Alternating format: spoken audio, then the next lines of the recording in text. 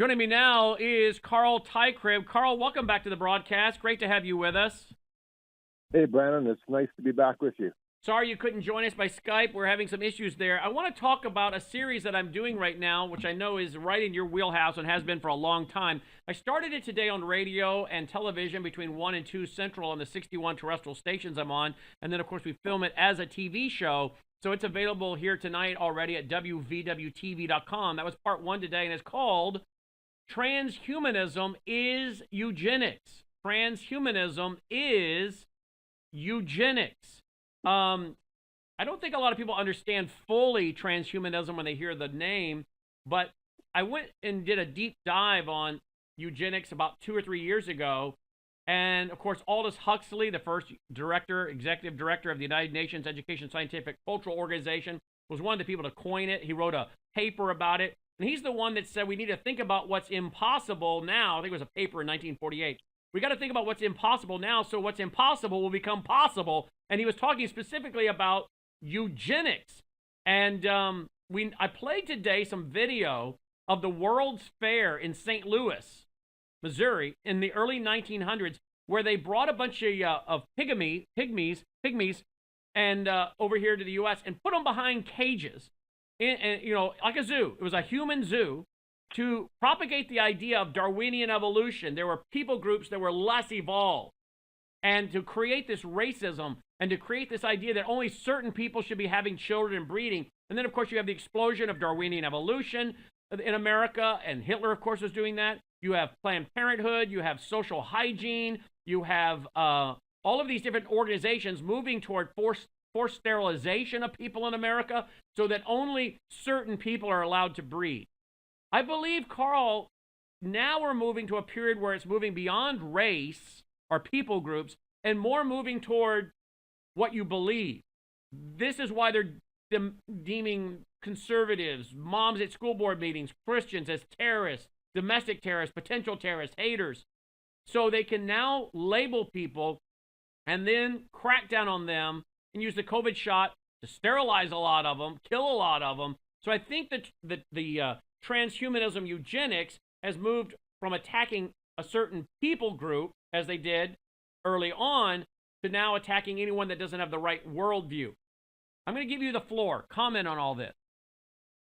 Transhumanism, for those who may not know in your audience what this means, transhumanism is the idea that by science and technology, we can now take hold of evolution and we can transform man, and we can transform man in the image we desire him to be. So it's always been, Brannon, and this kind of fits part and parcel with what you've been saying, it always has been an intellectual movement, a movement where those who have been at the forefront in terms of social thinking, technological futurism, ideas that emanate from academic and intellectual circles, that's where it comes from. So already it sets itself up as having a sense of an ideological position or even a sense of moral superiority, because what they believe that what they're engaging in is indeed the evolution of humanity into something better, something more refined, something more something long lasting. And indeed, as you well know, going into the transhumanist movement, there's a lot of talk within the movement of becoming gods or having a god-like quality. And so there's this a hubristic sense, but that's always been there within elite intelligent circles. And I'm using that term intelligence in the sense of this is intellectuals having their own vision of what the world should look like. And so if you oppose that vision, Brannon, if you oppose that vision, then you are obviously anti-progress. You are anti-evolution. You are you are opposed to this grand idea that man can become better than we are now. You're standing in the way of progress, Brannon, and that's the issue. Yeah, absolutely. Again, I went through some of the deep history today on radio/television, and let me play just a little bit of it real quick for people, just to get an idea of just how bad this is and how bad it was. I mean, it's hard to believe this kind of thing was going on with the World's Fair and anyone with a brain, but it was. Watch a little bit of this real quick. Agreed to purchase one of Werner's chimpanzees and to house both the chimp and Otterbenger at the zoo. You know what? I'm going to back it up a little bit. Let me start right. Hang on one second. That was the wrong spot. Let me go and start, I think, about right here. Here we go. Human being and the highest ape. At the St. Louis World Fair, William McGee expressed a similar view, arguing that scientists had now shown the structure of the lowest humans more nearly resembles that of the highest ape-like animals than that of the highest humans. Like other scientists of the era, McGee saw primitive non-white peoples as living evidence of man's evolutionary history. The savage stands strikingly close to subhuman species in every aspect of mentality, as well as in bodily habits and bodily structure. McGee was determined to use primitive peoples at the fair to dramatize for the public the different stages of human evolution, beginning with races he considered lowest on the evolutionary scale. McGee arranged for native peoples to be put on display in villages designed to recreate their native habitats. These villages were enclosed by fences, making them truly seem like human zoos. More than 4 million fairgoers reportedly visited these anthropological displays, eagerly staring at and poking at the indigenous peoples in their enclosures. Adding to the indignities, native peoples were pressured to participate in a series of athletic contests designed to show they were biologically inferior to whites. Those on display were also subjected to experiments in a special laboratory set up by the fair's anthropology department. Directed by a psychology professor from Columbia University, the lab conducted tests to measure native people's intelligence and physical features, and even their threshold for pain. Some scientists came to the fair with more gruesome plans. Alish Hrdlicka was an anthropologist at the Smithsonian. He came to St. Louis hunting for dead bodies. Hrdlicka was obsessed with analyzing the brains of other races to gain insight into human evolution. He went on to assemble a collection of hundreds of embalmed human brains, many of them still stored by the Smithsonian. Hrdlicka extracted a promise from doctors in St. Louis to hand over the brains of any of the natives who might die while on display at the fair. Native peoples were brought to the St. Louis Exposition from the far corners of the globe. From Japan came representatives of the Ainu people. Patagonians came from South America. Igorots and Negritos came from the Philippines. Both were thought by scientists of the time to be near the bottom of the evolutionary ladder for humans. The Negritos were even marketed at the fair as another missing link between humans and apes. We're going to stop it right there. And again, this is Darwinian evolution on full display, survival of the fittest, if you will. And then, of course, tomorrow on my radio show, I'm going to show you even more. It's very, very heartbreaking. But of course, it bred racism, and many black pastors and many white pastors stood up and spoke out. But this is again what Aldous Huxley was involved in. I've got a video I'm going to show tomorrow on my show where Aldous Huxley is Julian Huxley. Julian Huxley is talking about only certain people should be allowed to breed. And the ones that he wants breeding, he shows their family tree, and they're actors, actresses, they're artistes, they conduct orchestras. And then he goes on to show this other family, and their offspring are depressed. Their offspring are criminals. Their offspring, some of them are physically handicapped, some are physically and mentally handicapped. And he's saying he shows children in a children's home for disabled children, and says it would have been better if these kids had never been born. But then he goes and shows you this chart of all these people that are, like as I said, are artists. Actors, actresses, these are the people that should be allowed to breed and have children. How does that fit with transhumanism today? Well, transhumanism today would claim that it's not connected to eugenics. I've had many conversations with transhumanists, And a number of transhumanists today would like to distance themselves from the eugenics movement of that era, and understandably so, Brannon. I mean, that was an awful time period. But it also was a time period that fit within the ideology. I mean, my goodness, if natural selection and materialism and naturalism is all that there is, well, then why not? Why not engage in systems of pragmatism and become pragmatic in terms of selective breeding? Why would we feel squeamish about these methods if Darwinianism and naturalism and materialism were really true? But I've had conversations with transhumanists. In fact, I outline some of that in my book, specifically on a chapter on transhumanism. And one individual I did find interesting in his take is Anders Sandberg. And Anders Sandberg was part of the European Union's Enhanced project, and he described transhumanism to myself personally as a form of liberal eugenics. That is, you're going to pursue genetic improvement without some authoritative mandates over top of you, forcing you to do so.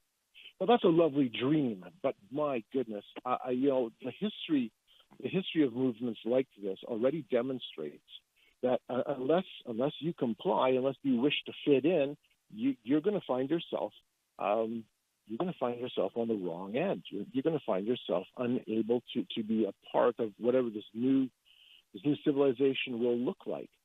In other words, just like during the COVID period, which demonstrated this so well, either you conform or you're considered unfit. So we have people like the Ehrlichs, and we have people like the Ehrlichs and John Holdren talking about putting sterilants in the water, and then the government would give the antidote to who they want to have children. This is part of that ideology. Right, and that was some of the thinking that framed the idea of population control in the late 60s and 70s. I mean, here's the thing that your listeners and your audience, and I know many of them are already aware of this. No, they're not. No, they're not. Okay. No. And the reason I say that is because you should see the feedback on our website. No, they're not aware of a lot of this. No, they're not. Because Brannon, this has been in the record. This has been an open. But a lot of them don't want bad news, Carl. Yeah, they want you. They want you to spoon feed them good news, happy news, like little children. They can't handle the reality. A lot of the people in our own circles and world can't handle bad news. It upsets them too much. Well, I know people like to put their head in the sand. Oh yeah. And conservatives are some of the biggest people that have their heads stuck in the sand because they've been brainwashed by thinking that somehow life should all be positive and we should always have Christian happy talk. And so some of the most ignorant people I meet are Christians and conservatives. Well, I have to say I've run into very similar situations. The idea that ignorance is bliss is a fallacy. That's right. It may have a blissful feel to it for a while, but then reality will kick you. And here's the wonderful thing about having your head buried in the sand: you don't know you don't know how close or how far your friends are, and you don't know how close or how far away your enemies are. And I'm speaking of intellectual, spiritual enemies. And the one thing that is exposed when your head is buried in the sand is your rear end, and it will get kicked, and it is getting kicked. It is getting kicked. But I mean, seriously, we've had our heads buried in the sand for a long time. So here's what's interesting about this conversation. As you were describing with that video and a little bit what Ehrlich was talking about in the 1960s and 70s, the eugenics movement, the idea of population control, the idea of population modification, the idea of transhumanism, all of these concepts and ideas have been already around and demonstrated for well over, some of it, like eugenics, for over a century, well over a century. And it's not like it's hidden. It's not like it's an abstract idea. My goodness, in 1907, the state of Indiana was the first one to pass eugenics laws. In fact, the eugenics movement absolutely was rooted within the American intellectual, academic, and even the church scene at the turn of the previous century. And then it moved and shifted over to England, and back and forth it went between England and America until all of a sudden a certain socio-political, let's call it a religious movement, political movement was formed in Germany called Nazism. That's right. And they adopted it. In fact, they took their cue cards from British and American eugenicists. That's right. Hitler as a young man was reading the eugenics trash being developed over here in America. That's right, which was funded at that point by the Carnegie Institute and the Rockefellers at Cold Springs Harbor with some of the experimentation, open experimentation, open kind of scientific programs on how can we direct evolution, how can we change and direct evolution so we can breed a better man, create a better society. And of course, then you ended up with the idea of negative eugenics. We're going to sterilize, and there was a massive sterilization program. Those who are unfit, those who are feeble-minded, those who are struggling with alcoholism. Yep. So let's talk quickly in our remaining moments how transhumanism fits in with this idea for space exploration, setting up maybe a colony on the moon or some other planet. How does all that fit into transhumanism? You know, it's a really remarkable question because the space program, both on, here's a fascinating point to this, on the Russian and on the American side, has had its vision, some of its intellectual vision rooted in this notion that man can transcend himself. In fact, on the Russian side, the Soviet side, some of it was birthed out of the idea of cosmism, that we're able to now almost, if we can advance technology far enough, we can colonize space, we can colonize the universe, and then we could even go to the point where we can engage in what some cosmists call quantum archaeology, and we can even resurrect the dead. Foolish ideas.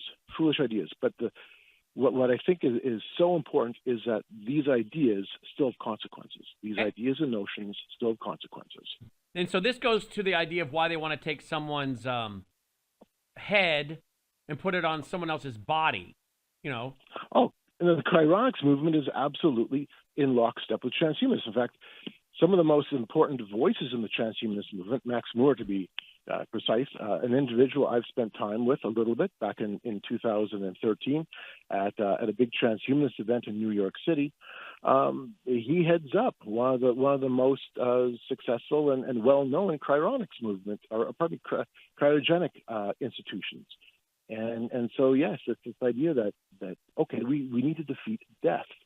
We need to be able to go beyond this life, and we will defeat death. And in the process of doing that, Brannon, ultimately, we can become godlike in our capacity because resurrection is a godlike function. The antithesis of this, of course, would be the Christian worldview, which is why Christians, in part, are being set up as the enemies. Because the ones that are going to stand in the way of this are going to be the Christians, correct? And we have been. Because what we do see this, if you understand this properly, that this is really an alternative salvation message. That's all this really is, Brannon. Transhumanism is an alternative salvation message. So as Christians, we're offering the claim of Jesus Christ, who says that he is the way, the truth, and the life, and that there is no one who comes to the Father except through him, that he is exclusive in his plan because he is indeed the author of life. Transhumanism still says, no, we will become as God. We will do this through our science. We will do this through our technology. Really, it's not much different than what you see happening within the realm of even global governance or interfaithism. It's always about how we will usher in heaven on earth. We will build the new man. There's a reason why that always comes up in the conversation, that we will build a new man and create a new world. And when you read the writings of people like Mikhail Gorbachev, the former head of the USSR, Alice Bailey, the occultist, Helen Schuckman, the occultist, I mean, I could keep going on and on. Almost all of them say the problem's Christianity. Some of the radical environmentalists, it's the Christians who did away with the idea of spirit animism, spirit beings in nature. So Christians end up being the problem. This is what Huxley and Timothy O'Leary were talking about. We ran up against the Christians who believe in one God and one reality. So to create the new man, they have to do away with what they openly write about is the one holding back the progress which is the Christians, because they believe in biblical creation, they believe in traditional marriage, one man, one woman, and they're not allowing for the speeding up of biological evolution. They're breeding, they're mentally unstable people, breeding more mentally unstable people. And in fact, that's what Sigmund Freud write about that in my book, Grave Influence, that he said that the Christians were the insane ones. The insane were actually the insane were what we call the insane were actually the sane ones, and what people thought are the sane ones, the Christians, are really the insane. So they flipped everything. And he said the reason why is the Christians have suppressed their natural inclinations to lust, cannibalism, incest, and killing. The so-called psychotic is actually living out their natural inclinations. The Christians suppress them and they go crazy. So again, you have the FBI and other groups labeling, and you have the American Psychological Association labeling men, Christian men, patriotic men, male leaders as toxic masculinity, mentally unstable. We keep seeing this over and over because those people are stopping the progress because they're rejecting the entire worldview of transhumanism. And we can't have those people continuing to procreate if we're to accelerate natural biology, and then from natural biology accelerate through spiritual evolution, right? And the issue here is Brannon, that we won't conform, and we can't conform. We can't accept this alternative salvation message. We know it's predicated on the lie of Genesis 3, that we can become as God. You know, it's interesting. Genesis chapter 3, there's a very important function to that. The idea being that if you transgress God, you will transform. And that truly is what we have seen throughout human history. If we transgress what God says, we will somehow transform ourselves into something in our own image. So Christianity, biblical Christianity, not just simply stands in the way. It is antithetical. It is in opposition to, by the very nature of what it is, because it's claiming that we want to serve the God who made this world, not the God of this world. Wow. So you agree transhumanism is eugenic? Absolutely, it definitely dovetails in there. I would call it, the way Anders Sandberg calls it, liberal eugenics. You can, at this point, Brannon, you can choose to participate. The question is, at some point, will all of a sudden we be forced to comply? That's, and you know, with the last 3 years, what we have now just witnessed, all of a sudden that looks a little more dangerously plausible. Would you agree that Hitler, whether he knew it or not, was on the verge of transhumanism? Oh, well, he absolutely had the concept of a new man. There's no question about that. In fact, they had an SS breeding program looking to create the perfect Germanic man. Looking to create those the pure German race. Not every woman could be a wife, but every maiden could be a mother. That was the idea within the National Socialist movement, specifically this idea that we're going to create a new Nordic man. I mean, and then if you take a look at communism, the Soviet Union, it was all about birthing the new man in the image of Marxist-Leninism. So even if it was just in the case of the Soviet Union, an ideological construct, on the Nazi Germany side, it was more than that. It was the attempt to do this. It was the attempt to go beyond mere ideology and make it into something practical, to create some type of a new man. So, you know, I don't see a lot of disconnect between all of these. There's just simply shades Absolutely. of differences between them. Absolutely. Now, which is why, by the way, Hitler loved having his picture taken of himself with a bust of Nietzsche, Nietzsche's Superman concept idea. Right. Give me some closing comments before I have to go to my next guest, Carl.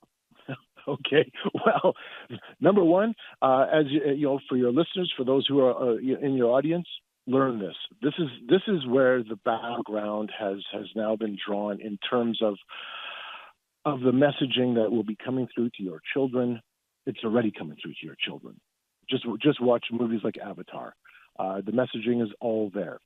And so what we need to do is we need to ground ourselves in God's word. We need to ground ourselves in what is true. and then to be able to see movements like transhumanism for what they are. And sad to say it, Carl. Counter message. Sad to say it, probably 99% of American pastors have no clue what we're talking about right now, right?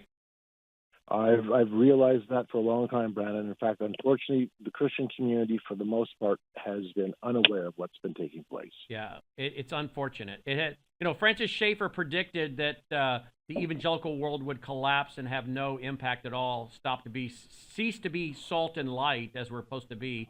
The salt being the preservative of preaching the true biblical gospel to a biblical worldview, and the light being the gospel. But the salt being how we live and opposing evil and stopping the rot.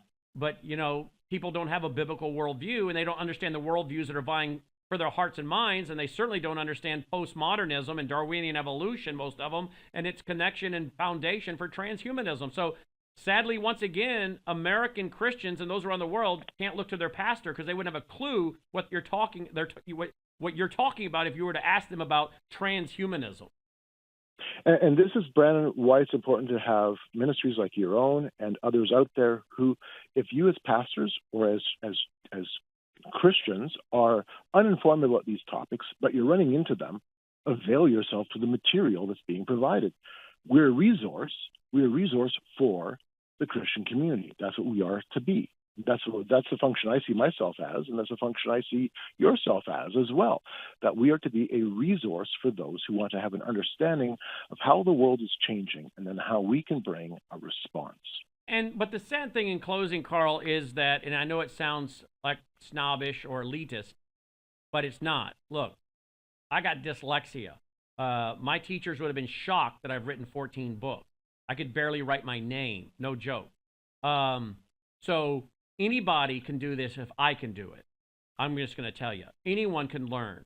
I remember in 1989, 1990, 1991, sitting and listening to guys speak and thinking, one day I would like to be able to have the knowledge they have. There's hardly anything you can't ask them that they don't have a understanding of in the area of worldviews. What I realized was they were 50 and 60, 70 years old. And I was in my early 20s, and I thought, well, surely I can get to that point when I'm their age if I do what they do. And you know what I found out they did? They read. Readers are leaders. And so, sadly today, we have raised a generation of people that don't want to read. They don't want to hear negative news. They've been raised on Your Best Life Now, claptrap, and positive thinking of Robert Schuller and Norman Vincent Peale. They don't want to hear anything negative. They don't want to read. They don't want to study. They don't want to be, as the Bible says, an approved workman who needeth not be ashamed, rightfully dividing the word of truth. They don't want to argue about doctrine or theology. And so we end up with a bunch of stupid people filling our church pews, and we wonder why we're absolutely impotent and the world's passed us by and has no desire to hear what we have to say because we frankly don't have anything to say. Most evangelical churches today they have no solutions to anything. In fact, they've joined the chorus of the world with social justice and open borders and the whole liberation theology crowd. So the point I'm making is we're rowing upstream because even our people have lost the ability to discern and to study and to not be entertained. It's got to be entertaining, and it's got to be positive and happy. In other words, Brannon, it's time that we become responsible. Yep. Time to grow up. It's like one of my friends says, I can't remember who it was I interview regularly. I'm like, I tried to end the interview with, well, give me some good news. His response was a very curt back response. We don't deserve any good news. That's what I said. I said, well, can you end the interview with some good news? And his response is, we don't deserve any good news. We've not done enough as a people to deserve any good news. So everybody needs to grow up, pull your weight, learn what's going on, offer solutions, work hard, be a thinker, and then maybe we'll earn the right to some good news. But he's absolutely right. By and large, we're looking for a microwave solution. I'm not sure that there's enough Americans anymore that want to work hard enough to recapture this country. They all want a microwave solution. There isn't a microwave solution in 2 minutes. No, there isn't. There isn't a microwave solution to this. We're all living now in a social media 10-second attention span world where we react and not respond. Response takes responsibility. It takes the time to be able to formulate your thought and to think through and to work through a proper understanding and then a proper response to the issues of our day. We don't operate like that. We allow our emotions to take control, and we live in this social media world where we instantly get on our keyboards and we click away. So we're living in an age of great information, little knowledge, and far less wisdom.